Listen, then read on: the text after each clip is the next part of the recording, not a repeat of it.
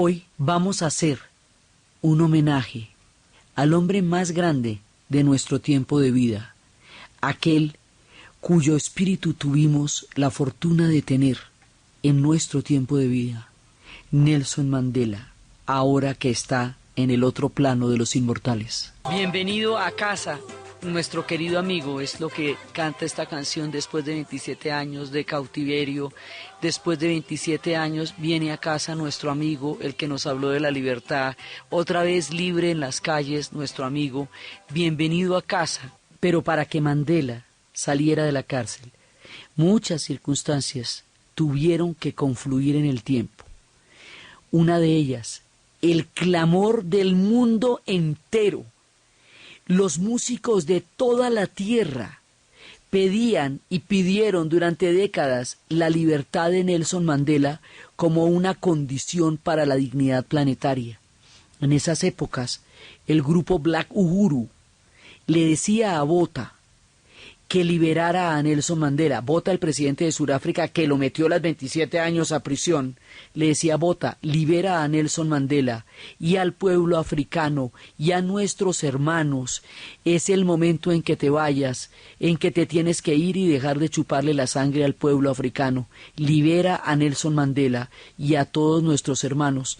Este era el clamor que el mundo entero decía ya en voz muy alta, pidiendo la liberación de Mandela. Botha, libera a Nelson Mandela. El tiempo ha pasado, el tiempo ha llegado para que este luchador de la libertad pueda salir a las calles. Botha, libera a Nelson Mandela y al pueblo surafricano y al pueblo y a nuestros hermanos en África. Por un lado estaba este clamor universal metido por todas partes. Por otro lado, Sudáfrica estaba en el boicot más grande desde el punto de vista de los deportes, que fue el punto de conflusión. Ellos llegaron a un boicot terrible a partir, primero, de la matanza de Soweto, cuando 700 muchachos de la escuela secundaria fueron asesinados en Soweto, en el distrito de Soweto, Southwest Township, que es como lo que significa Soweto, por oponerse a la enseñanza de una educación de suyo segregada y deliberadamente degradada en la lengua de los opresores, que era la lengua del Afrikaner. Se pusieron en contra de estas medidas y mataron 700 muchachos, y ahí es cuando muestran una imagen terrible de una niña cargando a su hermano de 13 años muerto, que se llama Oscar Peterson. Por él hay un museo en Soweto que es como el epicentro de toda esta lucha. Después de la matanza de Soweto en el 77, vienen todas las sanciones, después de que hubo un momento en que prohibieron la jugada, que un brasilero jugara en una delegación inglesa por considerarlo mestizo y enemigo del régimen. Retiran todas las delegaciones, retiran todo lo que va a pasar allá. Todos los jugadores, sale Sudáfrica de la FIFA, la retiran del Comité Olímpico, de todas partes. Entonces, el punto de sanciones ya era muy grande, estaba aislado de la comunidad humana. Todo estaba en un punto terrible. Había que tener un acto, un gesto que le diera a Sudáfrica toda la posibilidad de salir de una cosa que hubiera sido una sin salida por muchas generaciones. Había que llegar a un punto de no retorno. Había que crear algo que de verdad rompiera la historia de Sudáfrica en dos. Y ese algo, ese gesto, ese acto que rompía la historia de Sudáfrica en dos era la liberación de Nelson Mandela. Con la liberación de Nelson Mandela empieza la arquitectura del milagro de la nación del arco iris. Había toda clase de motivos para una guerra civil, todo el odio, todos los argumentos para la venganza, todas las raíces para la amargura, todas las necesidades de venganza, de rabia, de odio, de discriminación, era todos los argumentos que llevan a una persona a cometer las venganzas más terribles eran cotidianos en Sudáfrica. Y todas las ideas que justifican los odios heredados más espantosos ocurrían allá. Entonces estaban dadas las condiciones para una pulsión de muerte gigantesca que hubiera llevado este país al colapso y al punto de no retorno. Pero hay veces las sociedades, cuando se van a hundir, cogen y no se hunden. Y cuando se van a acabar, cogen y no se acaban. Y a veces la historia da otros giros, y a veces pasan milagros, y a veces pasan cosas completamente inesperadas, y a veces el factor humano realmente hace la diferencia. El factor humano se llama Nelson Mandela. Entonces resulta que Nelson Mandela está en la cárcel desde hace 27 años. ¿Sí? Ya lleva mucho tiempo en la cárcel. Él fue arrestado en el juicio de Rivonia, el famoso juicio de Rivonia, que era donde se había establecido claramente una persecución a todos los dirigentes del Congreso Nacional Africano, y es en ese juicio de Rivonia cuando él hace la famosa cita que siempre se asocia con Madiba. Madiba es como le dicen por su nombre de clan, y es como lo que va a quedar como en el imaginario de la gente. Durante mi vida me he dedicado a mí mismo a luchar por el pueblo africano. He peleado contra la dominación de los blancos. He peleado contra la dominación de los negros. He acariciado el ideal de una democracia, de una sociedad libre y democrática, donde todas las personas puedan vivir juntas en armonía, con una igualdad de oportunidades. Y por este ideal y por esta esperanza yo vivo y busco los logros, pero si es necesario, por este ideal estoy preparado a morir. Eso lo dijo en el juicio de Rivonia, cuando lo habían metido a la cárcel y se esperaba casi con toda certeza una sentencia de muerte. Y esto hubiera sido completamente una situación de no reverso. Pero entonces, ¿qué pasa? En ese momento dicen que hubo una presión muy fuerte de Estados Unidos y de Gran Bretaña para que no lo ejecutaran, y que por otra parte alguien en el régimen se le ocurrió la idea de que de pronto este hombre pudiera en un momento dado ser una carta de negociación. Entonces lo condenaron fue a cadena perpetua, pero no lo condenaron a la muerte, y en esa época condenaban a la muerte a todo el mundo. Las ejecuciones eran cosa de todos los días cuando había juicios, pues, en el caso de que hubiera juicios. Entonces es cuando empieza todo el tema de él en la cárcel que estábamos viendo la vez pasada, y cuando empieza el punto en que ya lo van a olvidar, porque la idea era mantenerlos incomunicados. Tenían derecho a una visita de un familiar durante media hora cada 6 meses y a una carta de 500 palabras cada 6 meses. La idea era que el mundo los olvidara, pero el mundo no los olvidó. Cómo empezaron los conciertos, las presiones, cómo todo el trabajo de los activistas del Congreso Nacional Africano para hacer visible la injusticia fue comprendido por el mundo, cómo se han hecho los conciertos de rock y todo. Y dentro de Sudáfrica, Winnie Mandela va a liderar la resistencia durante muchos de los años que estuvo en la cárcel Nelson Mandela. Ella fue la líder, ella mantuvo vivo su espíritu, mantuvo vivo su nombre. Ella es un personaje tan polémico como importante en la historia de Sudáfrica. Digamos, ella está sometida a muchos juicios de la historia, pero su papel en la resistencia y en la memoria es muy importante. Entonces, las cosas estaban de esa manera quietas, cuando de pronto ya se ve que la situación se va poniendo verdaderamente insostenible. Ya la presión internacional es muy grande, ya están en el momento en que empiezan las sanciones en serio. Entonces hay un desprestigio ante la comunidad internacional, por un lado. Por el otro lado, cae el muro de Berlín.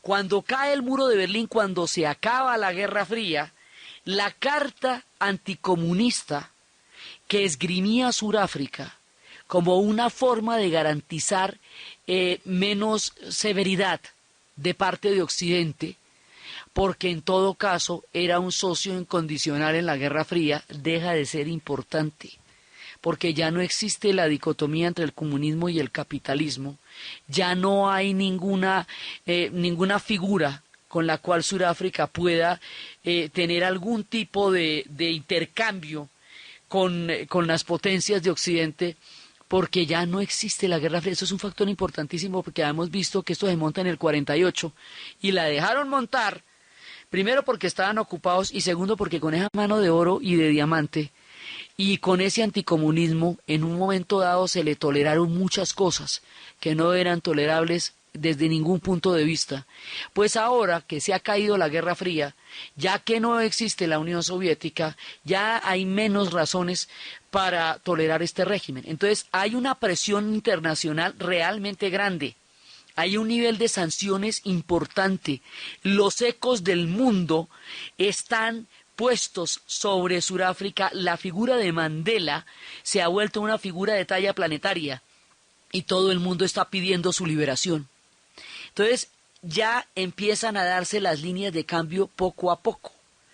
Por un lado, lo que está pasando a nivel internacional.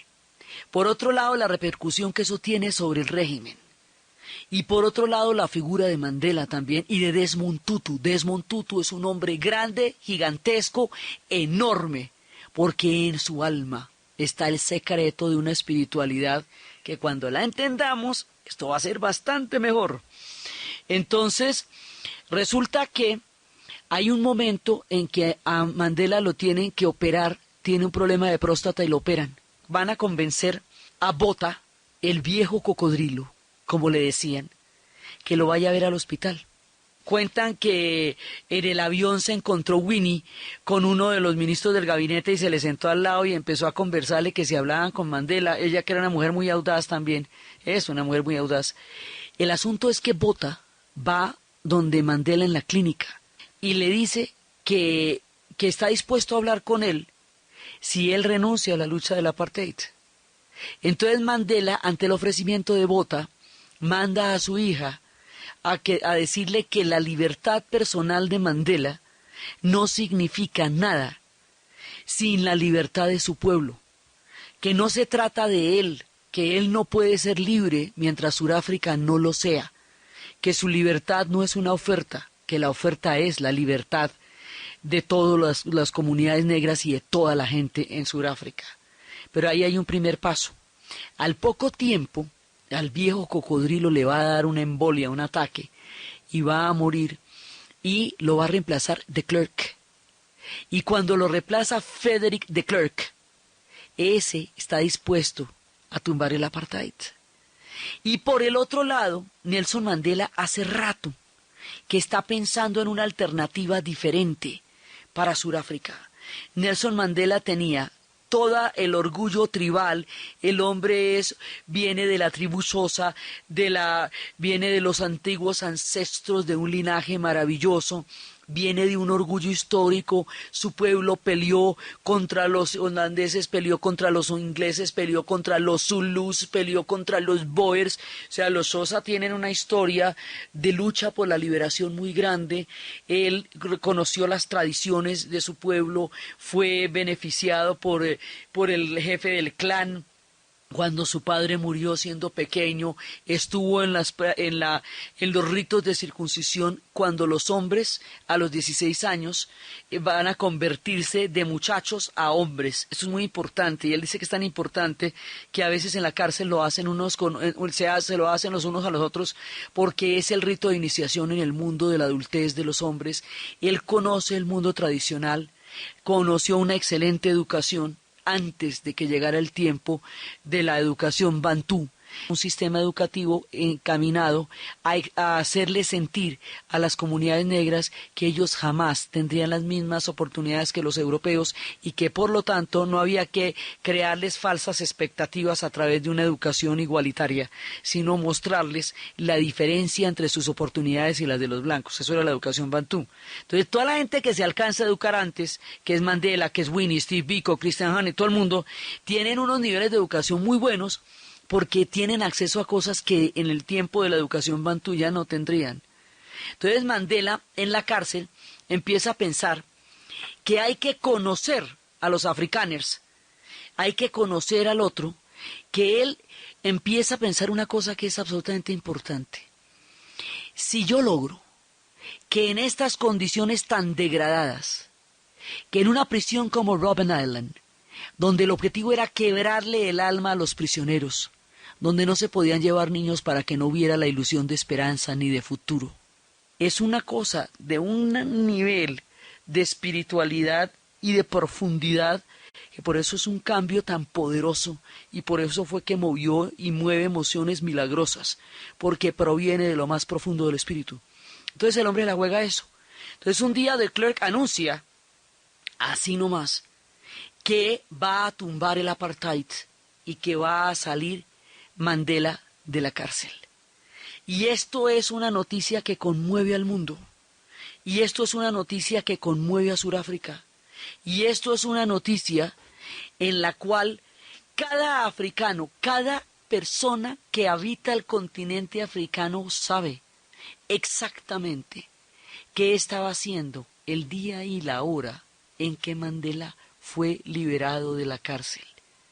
Todo el tiempo se está esperando que Mandela sea liberado de la cárcel. Y él está listo, después de 27 años de cumplir su palabra, después de 27 años de no claudicar ante el derecho a una sociedad democrática para todos.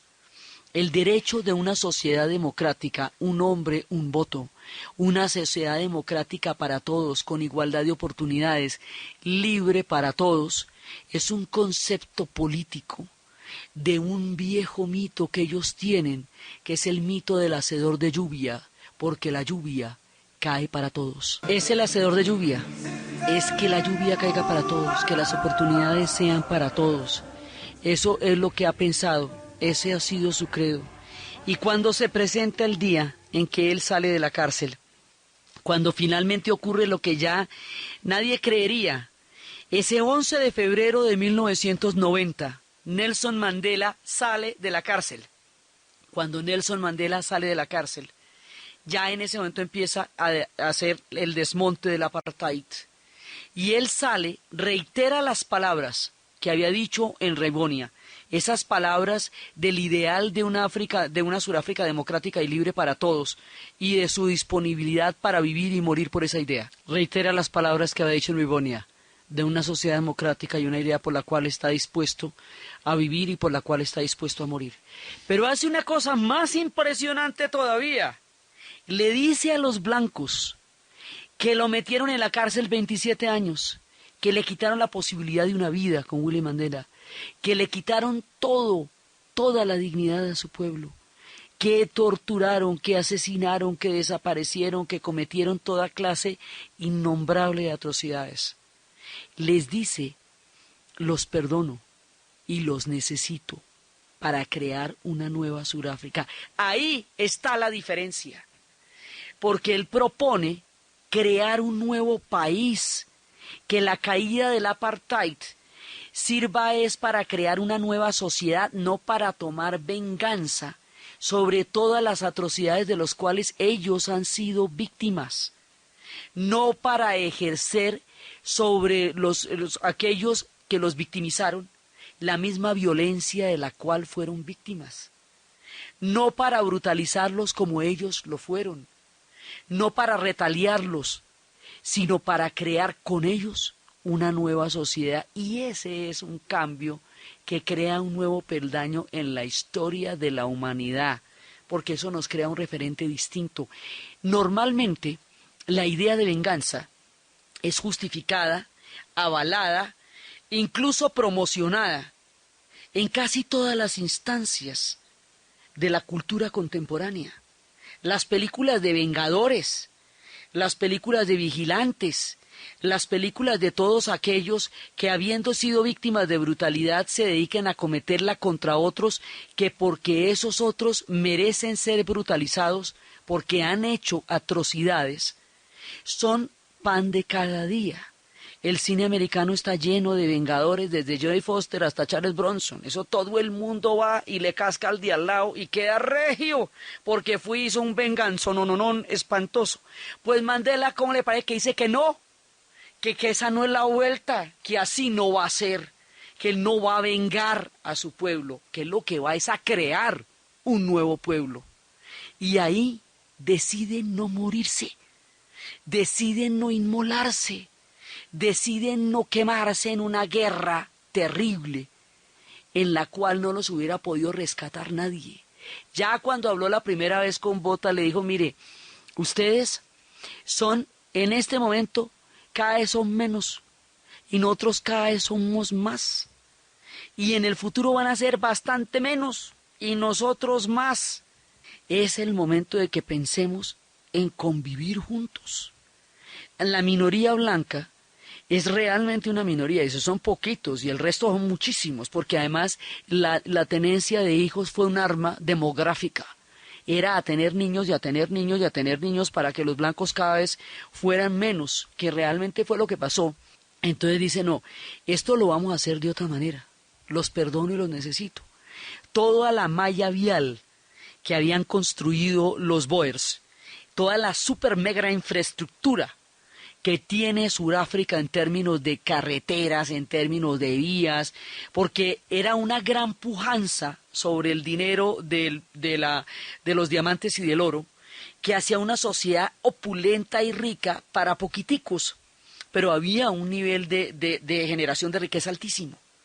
Entonces él dice, mire, toda esa malla vial, todo eso que ustedes han invertido en ciudades, todo eso lo necesitamos. O sea, la idea es que nosotros no vamos a destruir la obra que ustedes han hecho. No, la necesitamos para hacer un nuevo país. Todo eso hace falta. ¿Sí? Ustedes no tienen que irse. Ustedes no van a ser perseguidos. Y el ejemplo es Zimbabue. En Zimbabue la venganza se hizo de manera sistemática. En Zimbabue se dio el asesinato a los granjeros blancos. En Zimbabue se dio la expropiación. En Zimbabue se dio la persecución inversa, porque los de Zimbabue han sido víctimas de exactamente las mismas atrocidades, y lo que deciden es perseguir a aquellos por los que fueron brutalizados. Zimbabue se hundió. Zimbabue en este momento es fallido. O sea, Zimbabue ahorita no tiene salida. ¿Sí? Sudáfrica decide que no va a hacer eso. Aunque, además, para poder usted hacer una vuelta de esas, tiene que convencer a todas las personas que han sido víctimas de los delitos más atroces, que renuncien a su idea de venganza. Teniendo todas las razones para hacerlo, usted tiene que convencerlos de que hay una cosa más allá de la venganza, de que el odio contamina más al que lo siente, que la venganza no tiene nunca satisfacción, que usted nunca amaneció lo suficientemente vengado. Y sí que amanecí vengada, oye, qué cosa. No. Mientras usted se satisface vengándose, le va generando al otro razones para vengarse de usted. En el proceso va hiriendo al otro tanto que el otro queda igual de bravo y se recontravenga. Y se vengan y se recontravengan y a ver, ¿y quién para eso? Entonces la idea es, no nos metamos en ese juego y verá cómo no nos toca salirnos de ahí, va a ver. Y esa es la propuesta de Nelson Mandela. Y ese es el factor humano, esa es la idea esencial. Ahora, llevar esto a la práctica va a ser una cosa bastante compleja, porque va a tocar cambiar el imaginario, el paradigma de una sociedad para llevar esto a cabo. Entonces, lo primero que hizo Mandela fue hacerlo él por su propio ejemplo, con los guardianes en Robben Island, a través del respeto. Para esto vamos a necesitar el Ubuntu, vamos a necesitar dignificarnos y dignificar al otro para poder convivir con él y crear una sociedad. Y eso nos va a llevar a la idea más brillante y maravillosa de Desmond Tutu, que va a ser eventualmente la Comisión de Verdad y Reconciliación, que va a ser, digamos, el ejemplo histórico más poderoso. Pero entonces las cosas van para allá. Pero ¿cómo vamos a convencerlos?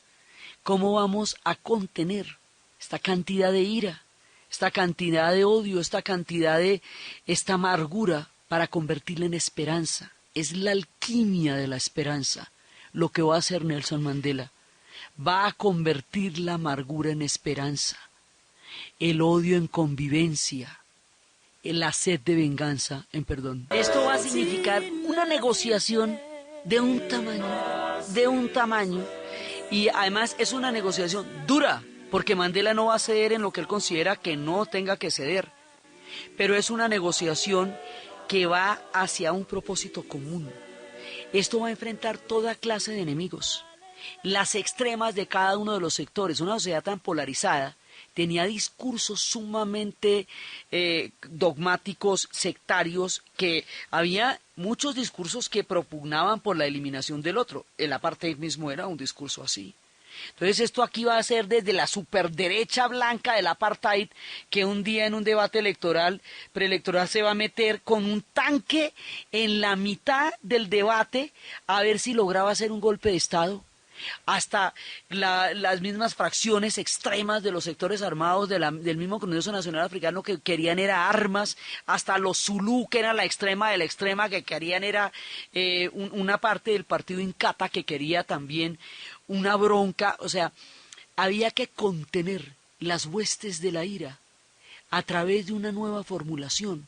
Había que desmontar el apartheid. Desmontar el apartheid significa volver a ser una nación con paradigmas que no han tenido jamás. Si es que esto está cercado desde que Van Riebeeck hizo esa pequeña cerca natural de árboles de limón, cuando llegaron los holandeses en 1662, cuando eso era una factoría para poder sembrar limones y combatir el escorbuto, eso está desde ahí segregado. O sea, estos son un montón de lugares de deportaciones y de segregación que ahora se van a querer convertir en un solo país. Entonces, desmontar el apartheid significa el sistema de transporte. No es que el transporte era solamente desde los guetos hasta las casas de los blancos y luego de vuelta al gueto. El sistema de pases, el sistema de cavernización, la libre movilidad de todos y cada uno. Esto significa desmontar la educación Ubuntu, significa emparejar los niveles de educación, que es una cosa de las más complejas, porque una educación estaba hecha para el atascamiento y el retraso dentro de las posibilidades de una sociedad, y la otra estaba hecha para la élite y para todas las ventajas, y hay que encontrar un punto medio. ¿En qué idioma se va a hacer esto? Esto se va a hacer en el idioma afrikáner o en inglés, o se va a hacer en Xhosa, o se va a hacer en Zulu, o se va a hacer en todas, para llegar a las 11 lenguas oficiales. Ahora, de Klerk y Mandela están de acuerdo en que van a desmontar el apartheid, pero es que esto es finito, esto es una cosa concreta. Entonces nombran dos negociadores, Rolf Meyer por los blancos y Ramaphosa por el Congreso Nacional Africano. Dos antiguos enemigos. Rolf Meyer fue jefe de policía en un momento dado y después fue ministro de Seguridad y ahora va a ser negociador. Y Ramaphosa era uno de los dirigentes del Congreso Nacional Africano más destacados y más fuertes. Y se ponen estos dos a negociar. Y hay un momento en que la negociación estaba verdaderamente estancada. Hay un momento en que esto no iba ni para atrás ni para adelante. Y en ese momento Rolf Meyer, hoy día un hombre profundamente transformado, hoy día un hombre profundamente sabio, le propone a Ramaphosa que vayan a pescar, que pesquen juntos. Y en esa noche, en esa pesca, a lo largo de todas esas horas silenciosas y pausadas que se requieren para que los peces muerdan, llegaron a un acuerdo y pudieron empezar el desmonte del apartheid. Hoy día, Rolf Meyer y Ramaphosa son íntimos amigos del alma, se volvieron amigos personales, porque tuvieron que negociar tanto y tuvieron que entrar en tanta confrontación el uno con el otro que aprendieron a respetarse, aprendieron a entenderse y son amigos personales. Y hoy por hoy tiene una visión del mundo poderosa, amplia, espiritual y distinta.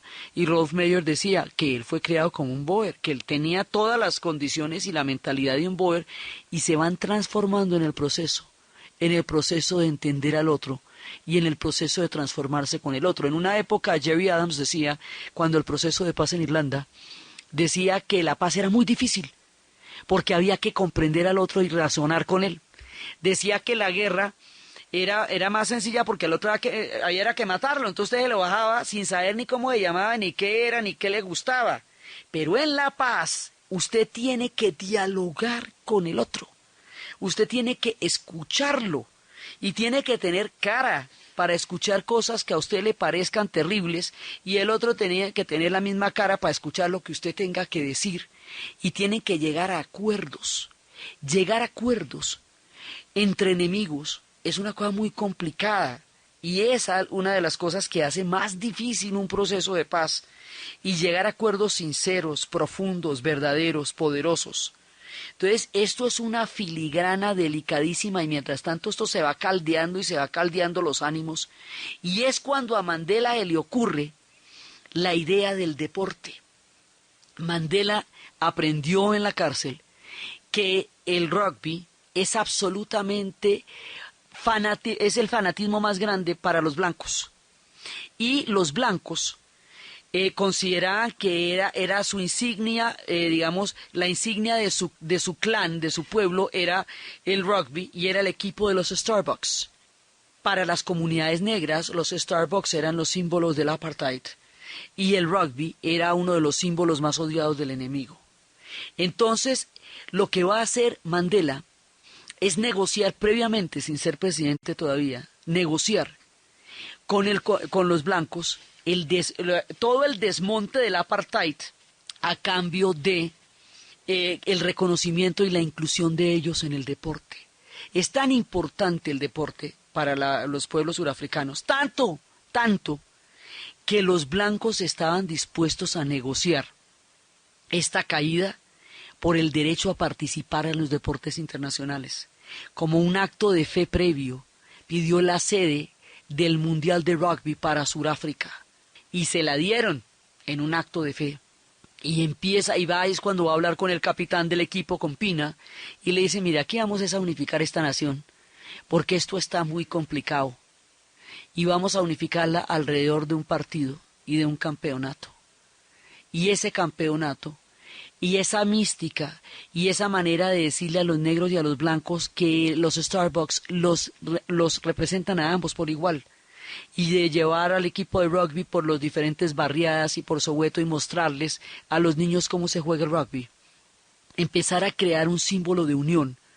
Ese partido está considerado como una de las fundamentos de la arquitectura del milagro, y en el Museo del Apartheid hay unas imágenes murales gigantescas del día que ganaron ese campeonato y de la manera como se encontraron y como se dieron la mano en ese momento el capitán Pienaar, el capitán del equipo, y Nelson Mandela, cuando Mandela le dice muchas gracias por lo que usted ha hecho por nosotros, y Pienaar le dice no, muchas gracias por lo que usted ha hecho con nosotros, y le preguntan en la prensa que había 46,000 espectadores ese día victoriando a los Starbucks, y el otro dice no había 46,000 espectadores, había 45 millones de personas.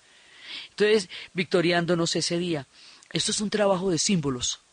Es un trabajo de cambiar el concepto de la cabeza para lograr otro tipo de relación en las sociedades.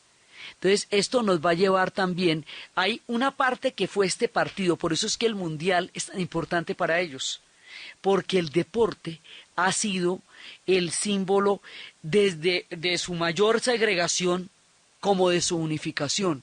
Por eso es que el acto de confianza de tener un mundial de fútbol en Sudáfrica es un respaldo de la comunidad internacional al proceso de reconciliación y a la nación del arco iris. El solo hecho de celebrar el campeonato allá, ese solo hecho, eso es lo que le da tanta importancia y tanto simbolismo a este mundial.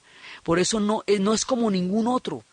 Es una cosa que pasa en una sociedad que está experimentando algo que muy pocas sociedades han logrado experimentar, resignificar el odio para poder crear un nuevo paradigma. Entonces, por un lado está eso, y eso es lo que va contando en el libro que se llama El Factor Humano, que es un libro absolutamente poderoso. En español se llama El Factor Humano, no como el de Graham Greene, sino es la historia de este partido y de esta unificación, y él la escribe con un periodista que es Thomas Carlin, y que va a ser llevado al cine en la película que se llama Invictus. O sea, es ese partido y es esa historia de buscar un símbolo en el cual se reconozcan unos y otros y empiecen a cambiar la bandera y empiecen a cambiar los colores y empiecen a cambiar el himno. Y el himno blanco, que era el himno Boer, ahora se va a transformar por un himno que es de respeto al África, que es el más sentido, que es el más amado y que está en el corazón de todos y que es el que se canta hoy día. Este se volverá el nuevo himno de Sudáfrica y esa es una Sudáfrica para todos. Entonces empieza todo este proceso y paralelamente hablando se va a dar el proceso de las elecciones. Ahora, esto es muy delicado porque hubo un momento cuando se está haciendo el pleno proceso de paz en que un personaje que fue fundamental en la lucha contra el apartheid, que se llamaba Christian Hani, va a ser asesinado. Y cuando matan a Hani, en ese momento se puede prender la nación. Y ahí es cuando le piden a Mandela que hable. Todavía no es presidente, pero le piden a Mandela que hable. Y Mandela sale y dice, comportémonos con dignidad. Tratemos de evitar un baño de sangre. O sea, todo el tiempo el hombre está buscando las maneras de contener un baño de sangre y de llevar a su pueblo hacia el perdón. Entonces, cuando matan a Christian Hani, él sale y dice, comportémonos con dignidad y mantengámonos en nuestro objetivo. Y hay una canción, una pieza de jazz que compone Hilton Schindler a este Hani. Es una canción dulce como honey, como si fuera la miel, pero realmente no es la miel, es Christian Hani. El manejo que Mandela va a hacer de la crisis del asesinato de Hani y lo que va a suceder para que las elecciones que cambien la historia de Sudáfrica tengan por fin lugar, es lo que vamos a ver en el siguiente, segundo y último especial de homenaje de la historia del mundo a Nelson Mandela, ahora que ya no nos acompaña físicamente. Entonces, desde los espacios de la grandeza de un hombre que iluminó con su presencia en la tierra nuestra existencia, desde el hombre que hoy el mundo llora por su muerte, pero celebra por la maravilla de haberlo compartido en nuestro tiempo de vida, y para continuar con su obra y su legado, en el siguiente domingo, en la narración de Ana Uribe, en la producción Jessy Rodríguez, y para ustedes feliz fin de semana.